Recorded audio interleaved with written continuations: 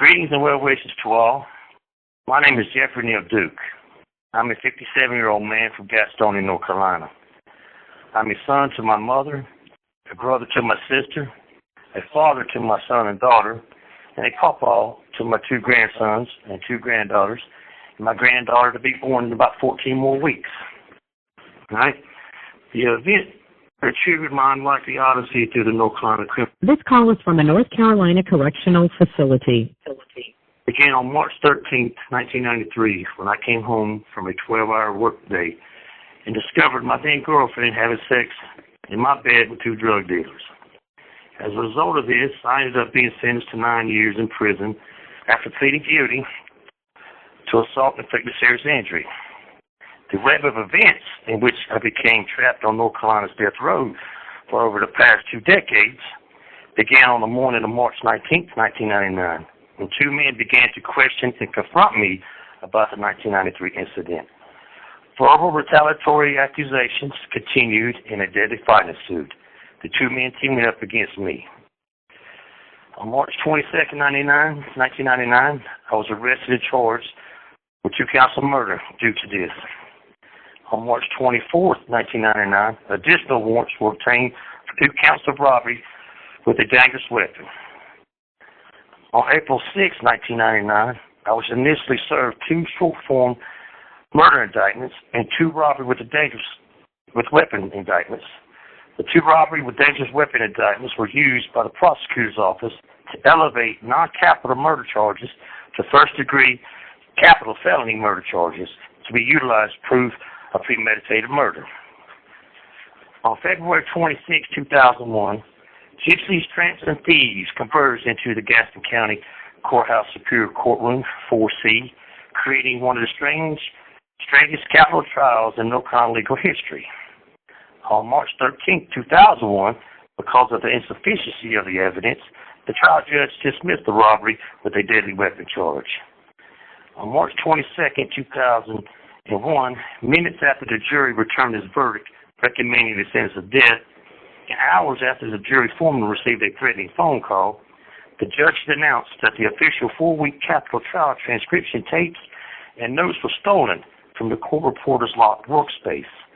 This prevented the court reporter from preparing a trial transcript for my appeal. Plus, this was a perfect cover-up to cure the fatal variance in the felony murder robbery indictments. As a result of this mishandled theft, on November 8, 2001, the North Carolina Supreme Court cured any prejudice that existed by vacating my death sentences and entering an order granting my motion for a new trial. On January 25, 2002, I was removed from my death row cell in Central Prison, then returned to the Gaston County Jail, while I was placed therein with no bond awaiting retrial. On March 3, 2003, superseding long-form indictments were issued against me. This time, the state alleges that I assaulted these men with a deadly weapon. This tactic was the backdoor way to obtain a felony murder conviction. On September 26, 2003, I was again sentenced to death for the double killings. On June 29, 2007, a motion for appropriate leave was timely filed on my behalf in the Gaston County Superior Court for state post-conviction litigation.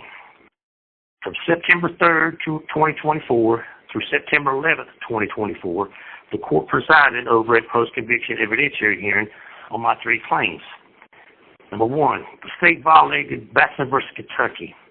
That is, the prosecutor struck an otherwise eligible black juror during the trial jury selection in violation of the federal and state constitutions.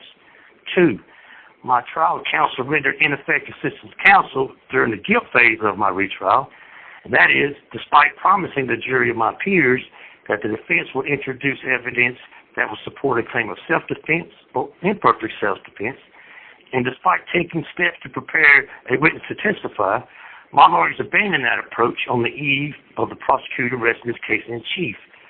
And 3, unconstitutional misconduct occurred on my jury during the penalty phase of jury deliberation. And that is, the law does not allow the use of extrajudicial material in jury deliberations. And one of the jurors during the trial brought extrajudicial materials, biblical passages.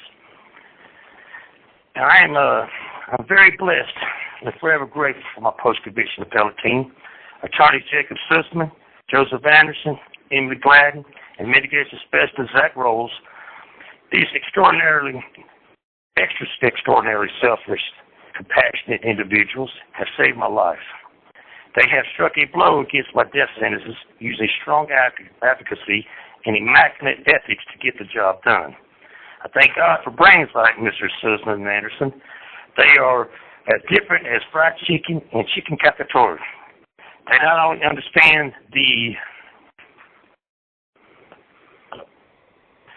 complicated aspects of human nature and the intricacies of the law, but are masterful in delivering solid, compelling legal arguments that will whet the appetite of the most jurisprudential gourmet.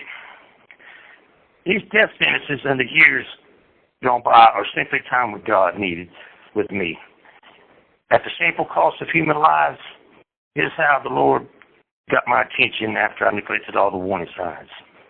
With all the mental trauma I experienced and suffered throughout my life, the verbal, physical, and sexual abuse paved the whole road of chain events I traveled dealing with mental illness, alcohol, drug addiction, self-destruction with toxic relationships. This call is from a North Carolina correctional facility. And giving up altogether. Is it a far-fetched to say the death penalty ultimately saved my life? Giving the time in isolation to read, write, and reflect challenged me mentally and emotionally to examine my life, my path, and my purpose on the planet. It gave me the incentive to change my view of the world and how I'm going to live in it. I no longer self-medicate or blame my faults on others. I accept full responsibility for my plight, and I feel a crushing sense of remorse for guilt for all the pain I have caused and the family lives crushed by my actions. For the past 23 years on death row, I have taken and completed over 60 educational courses and read close to 1,000 books. I help the geriatric inmates and the feeble-minded inmates. I feed the hungry when I'm blessed with monetary gifts, and I do my best to make living in a pod with 23 other inmates a better place the best way I can manage and have control over. As a result of my skills and behavior, I have been trusted to be the death row unit maintenance man. The warden permitted my position a toolbox. There were tools available when the institutional maintenance employees were either not available or short on staff. My escorted duties are cutting the grass inside the prison walls, painting, plumbing, changing lights, and fixing pod doors. Due to the aforementioned evidentiary hearing, I'm patiently waiting on the Superior Court judge to make his decision to grant or deny relief for my conviction and sentences. If a favorable decision is granted, and due to the unique circumstances, there's a high probability I may be a free man again one day. And in closing, with the help of God and all the beautiful blessings of legal minds and all I have been through, I can be a productive, responsible member of society now.